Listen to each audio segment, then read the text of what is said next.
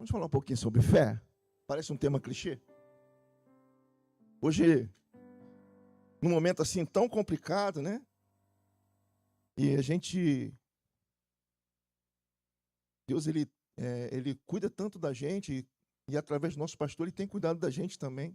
Você fica em paz, meu irmão. Eu sei que muitas coisas estão acontecendo, mas as coisas vão caminhar, vai ser uma palavra breve e você, com certeza, vai receber do Senhor e vai ter a sua segurança para chegar em casa, tá bom? Eu sei que tem pessoas que moram um pouquinho mais longe, tá? Então, o pastor já falou também, sabe, tem essa ciência, então você fica em paz, porque você vai receber do Senhor, vai orar e vai chegar em casa tranquilo, amém?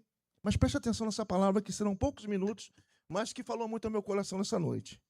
Se eu não cumprimentei, graça e paz, né? Hebreus capítulo 11, versículo 1. Ora, a fé é o firme fundamento das coisas que se esperam e a prova das coisas que não se veem. Porque por ela, os antigos alcançaram o testemunho. Pela fé, entendemos que os mundos pela palavra de Deus foram criados, de maneira que aquilo que aquilo que se vê não foi feito do que é aparente. Irmãos, depois a gente vai falar um pouquinho, eu tenho alguns minutos para falar com vocês, mas eu quero que vocês pensem no começo da criação. Quero que vocês reflitam. Como era a terra no começo da criação? Né? Ela era caótica, né? Havia abismos, escuridão, trevas. Sim ou não?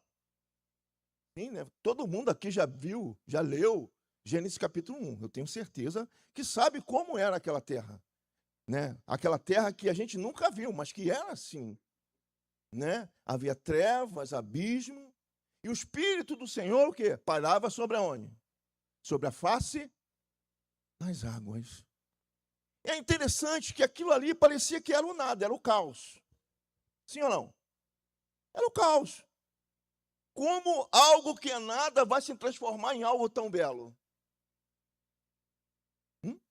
Como pode uma coisa que não era nada, que só era um monte de entulho, sim ou não? Porque era entulho. Ora, se tinha abismo, se tinha escuridão, imagina andar naquela escuridão. Como é que era, né? Se tivesse alguém vivo lá, ia ser um tal de trupicar, né? Hã? Tudo escuro, abismo, mas o Espírito do Senhor estava ali presente. E nós estamos aqui e nós temos o quê? Uma convicção. Por que nós temos uma convicção? Que quando nós olhamos essa terra de hoje, nós vemos mares, montanhas, sim ou não? Nós vemos tantas coisas belas, né? Quem já passeou em lugares belos aqui? Cachoeiras, praias maravilhosas. Mas como isso saiu do nada para algo tão belo, tão perfeito? Deus. E como? Através de uma palavra. E às vezes, irmãos, nós estamos vivendo momentos assim, difíceis. Sabe, irmão? Nós, o Rominho falou, estamos só o pó da rabiola, né, Rominho? Só Deus sabe como a gente chega aqui nesse lugar. Muitas das vezes, pessoas romperam com tanta dificuldade depois de tudo que aconteceu ontem, irmão, que foi, né, um dia tão atípico, né? Tão atípico para muitos que estão aqui, inclusive eu hoje também foi um dia muito atípico. Né? Eu estou aqui no meu limite de cansaço, mas estamos aqui. Estamos aqui porque existe uma palavra empenhada sobre nossa vida, que está sobre esse lugar. E o mesmo Espírito Santo que parava sobre a face das águas hoje, para sobre nós. Para dentro de nós, vive dentro de nós. E através desse poder da palavra, é aquilo que é aquilo que não existe, passa a existir. Aquilo que é o nada, aquilo que é o caos, aquilo que não tem forma, aquilo que não tinha esperança, porque eu tenho certeza que se você chegasse naquela terra, presta atenção, nessa terra lá do passado, que foi criada por Deus no começo, onde não existia nada, se você chegasse antes de Deus, tu ia falar assim, não tem jeito. Humanamente falando, você não ia falar? Hã? Claro que ia, a gente é ser humano. Sim ou não? Eu tenho certeza que nós, se chegássemos lá, na questão de Ezequiel 37, no vale de ossos secos, sem Deus, no meio daquele cemitério, meu, aquele é um cemitério. E cemitério é lugar que não tem o quê? Vida. O que você faria? Isso aqui, não quero nem ficar aqui. Não quero nem ficar aqui. Mas, pasmem, é naquele momento, foi naquele lugar que Deus realizou algo sobrenatural e fez o impossível se tornar possível. E isso é fé. É o fundamento de todo cristão. É a base de tudo. Porque você não vê Jesus, você nunca viu Jesus de manhã, né? Indo para o trabalho, bater um papo com ele de manhã, vendo ele, olho no olho. Mas você sabe que ele é contigo. Você sabe que apesar de tudo que você possa estar vivendo, ele é contigo. E é difícil, muitas das vezes, a gente manter a fé numa situação difícil. E Deus, muitas das vezes, nos leva a circunstâncias da nossa vida para que nós olhemos e saibamos quem Ele é. Eu sou o Senhor, que muda toda e qualquer circunstância. Aquilo que é nada se transforma em tudo através de uma só palavra do Senhor. Não precisa de muita coisa. Ele fala assim, haja. E a luz acontece. Ele disse, façamos, e o homem nasce, é criado. E aonde ele libera uma palavra, tudo pode acontecer, tudo pode mudar. Não importando a forma que você chegou aqui ou não. Porque muitas das vezes, irmãos, nós pensamos que estamos sós. Eu lembro de Isaías, subindo no templo. Né? Ele perde Uzias é primo de Isaías. Na hora da morte do rei Uzias, eu vi o Senhor. E ele está lá. Judá está em decadência espiritual. Ele era profeta, filho de profeta. Estava em rota de colisão contra todo mundo. Tu imagina a cabeça de Isaías. O que ele estava pensando quando estava subindo aquelas escadarias? Aquilo que ele estava pensando é aquilo que ele fala com Deus. Ah, Senhor, que vou perecendo, porque eu sou um homem de lábios impuros no meio de um povo de impuros lábios. Eu não sei o que eu estou fazendo, eu não sei o que eu estou falando, mas os meus olhos veem o Senhor dos exércitos. E muitas das vezes nós estamos assim. Nós se pegamos sem saber o que estamos fazendo e sem saber o que estamos falando. E a dúvida chega ao nosso coração. E a dúvida e o medo tem poder, força, aliás. Porque poder a dúvida não tem. Porque Jesus ele falou assim, todo poder é me dado. Se todo o poder é dado nos céus e na terra ao Senhor, então ele tem poder. Ninguém tem mais poder. Ele falou que todo é dele, é ou não é? Não é isso que a palavra fala? É ou não é, irmãos? É. Então, mas o medo e a dúvida paralisam a nossa fé. E o inimigo, ele tenta lançar sementes para que possam sufocar a nossa fé. Mas existe um raio que não é um raio de esperança, é um sol de esperança, e o nome dele é Jesus. E é esse Jesus que eu vos apresento, que muitas das vezes a gente pensa que conhece, mas não conhece ele. Porque fé é crer e acreditar. Ora, crer e confiar, desculpa. Eu posso até crer. Mas Tiago vai falar isso. Credes em Deus? Legal. Os demônios creem. Estremecem. Mas eles não confiam. E fé é a junção disso. Eu sei que ele existe. E ele é galardoador daqueles que o buscam. Mas, acima de tudo, eu confio nele. Não importa o vale que eu esteja passando. Não importa o caos que eu esteja vivendo. Não importa as trevas. Não importa nada. O Senhor é galardoador daqueles que o buscam. E aí eu vou fazer uma pergunta para vocês. Ora, se a palavra está empenhada, uma coisa que, só vou citar isso para que vocês entendam, porque a nossa palavra é breve, por motivo de cuidar de vocês, o pastor Marcos vai estar em seguida, né, pastor? Tratando disso. Mas uma coisa que nós temos que entender é justamente o que essa fé faz acontecer. O que é a confiança em Deus. Não importa a circunstância. Eu tenho que confiar, ainda que tudo ao meu redor gere desconfiança. Ainda que meus olhos veem e não vejam a solução, o Senhor tem a solução. E quando você vai andando por essa galeria de heróis, dois me chamam muita atenção, são os dois primeiros. Porque esses dois camaradas, eles não tinham uma promessa falada na palavra. A partir de Abraão, não. Todos tinham uma promessa. Para falar de Abraão, tinha promessa. Josué tinha promessa. Moisés, todos eles tinham promessa. Mas quando você trata de Abel e Enoque, não. Você não vê nenhuma promessa para eles. E pela fé, eles vão mostrar para nós que não é necessário a promessa para que a gente seja fiel. É necessário ser fiel para que tudo que a gente precisa aconteça. Não posso esquecer da promessa. Posso até lembrar de vez em quando, mas se eu for fiel ao Senhor, Ele vai acrescentar até sobejar na minha vida. Quem aqui já não passou por situações e Deus deu muito além daquilo que pediu e que ele pensou? Às vezes você pediu uma coisa, está ali naquela oração, e Deus sobejou.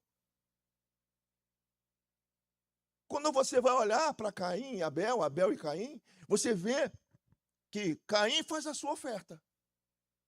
Mas Abel não, Abel faz uma oferta de excelência. Existia alguma promessa para uma oferta de excelência naquela hora? Naquele momento?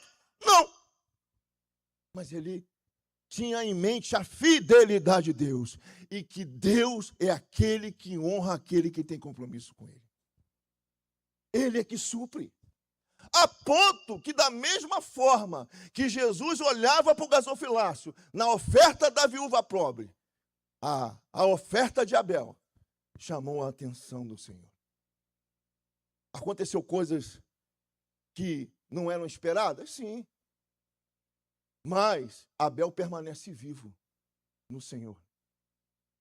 E é isso que nós viemos buscar aqui. E a palavra de Deus testifica disso. Testifica através do sangue dele, vivo no Senhor. Está no Senhor. E essa palavra que a gente consegue falar aqui, fala, olha, o sangue de Abel testifica, fala até hoje. Por que ele fala até hoje? Porque a palavra de Deus fala por ele. E quando você é um homem de Deus, fiel, fé, com uma fé firme, fundamentada, querido, você não precisa ninguém para justificar você. Porque a própria palavra, o Senhor te justifica. O Senhor é aquele que nos justifica. E aí, para terminar, eu fico pensando em Enoque. Alguns teólogos vão falar que Enoque é contemporâneo de Noé. E realmente, quando você vai estudar, Enoque é tipificado como a igreja arrebatada. Ele é o quê? Trasladado. E Noé, Israel, passando pela grande tribulação. Mas, conjecturando, vamos falar assim, porque isso é estudo e a gente não pode cravar. Imagina Enoque vendo Noé, pensando em Noé, construindo a arca e ele andando com Deus. Deus anuncia o dilúvio sobre a terra. E para um homem e sua família fala, constrói uma arca. E Enoque está andando com Deus. Passa um ano, passam-se anos, a arca está quase pronta e Enoque andando com Deus. Sem nenhuma perspectiva de Deus falar com ele nada, mas crendo, sendo fiel. sendo comprometido em andar e deixar Deus conduzir a sua vida, porque andar significa o quê? Crer e confiar. E a palavra de Deus fala, e Enoque andava com Deus. Não importava a circunstância, não importava o lugar, não importava o momento. Enoque andava com Deus. E de uma hora para outra, Enoque vislumbra algo único que só Elias conseguiu vivenciar. Ser tirado da terra com vida para viver o sobrenatural. Imagina o que é isso. Viver com o Senhor sem nenhuma perspectiva e Deus, através da fidelidade, justificar Ele. E hoje você chegou aqui e tantos pensamentos, tantas coisas têm parado sobre nós. Mas uma coisa é certa. Deus há de recompensar a nossa fidelidade. Deus, não importa se seja 100, 250, 10, 15 anos, o que for. Deus é aquele que galardoa aos que o buscam. E você chegou aqui nesse lugar para buscar do Senhor a sua resposta. Muitos têm rompido quinta-feiras, cansados. Mas entenda uma coisa, nada acontece de uma hora para outra. Tudo é uma construção. Eu nunca vi você plantar uma semente, no mesmo dia ela está dando fruto. Você já viu isso? Ela primeiro vai ao chão, ela é regada, ela cria raízes, ela cresce. Sim ou não? E assim as coisas que nós buscamos de Deus. Presta bem atenção, já falei, vou repetir. Tudo que você vê é o natural. Plantou a semente hoje, através da fé. Plantou a semente há 1 ano atrás, através da fé. Está lá a semente dentro da terra. Passa um dia, cadê o broto? Passa 2 dias. Passa 3 dias. Passa 1 mês, daqui a pouco bota algo pequenininho.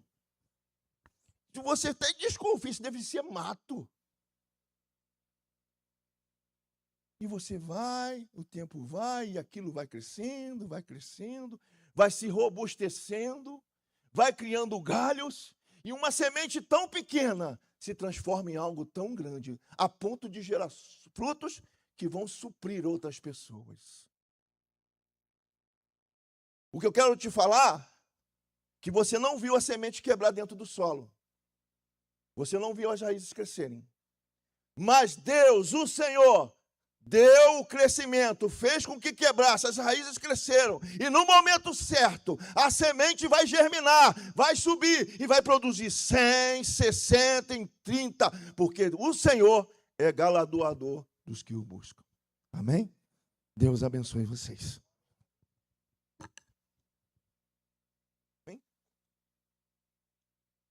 Meus irmãos, a paz do Senhor, amém? É bom a gente ouvir a palavra de Deus? Bom, não é?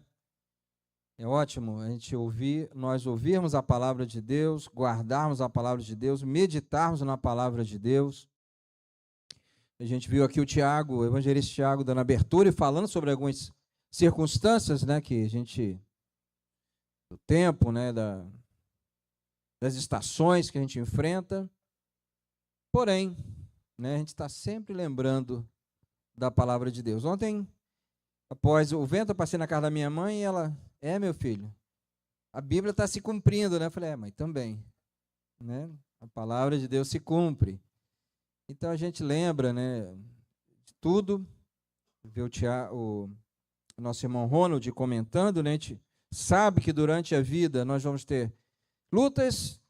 Nem sempre tudo é bom, e a palavra de Deus diz que no mundo tereis, mas é para quê, irmãos?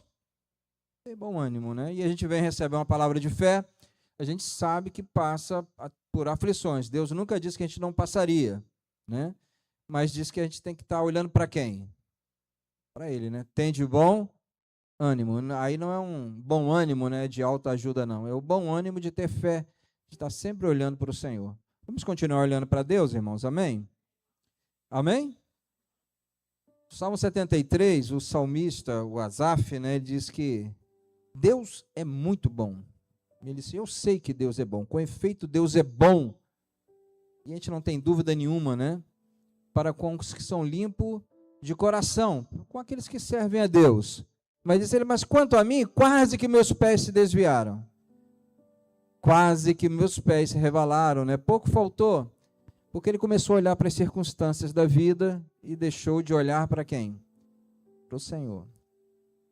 Mas lá na frente, ele diz assim, até que eu entrei nos atos do Senhor e me deparei com o fim das coisas, das pessoas. E Asaf diz assim, rapidinho eu voltei para o lugar onde eu devo estar. E no Salmo 84, o salmista diz que vale mais um dia nos atos do Senhor do que em outra parte 1000. Então, os atos do Senhor é essa presença gloriosa de Deus, seja aqui nós nos aproximando do Senhor, seja na nossa casa, mas aí está, irmãos, no Senhor. Já no Salmo 91, o salmista diz que aquele que habita no esconderijo do Altíssimo, à sombra do Onipotente, descansará. Então, irmãos, a gente tem que precisamos estar no esconderijo do Altíssimo todo dia. Quando o medo bater, a situação difícil bater, ou qualquer circunstância, a gente corre para onde? O esconderijo do Altíssimo. Aí no Salmo 46 ele diz, Deus é meu refúgio e fortaleza, o socorro bem presente na hora da...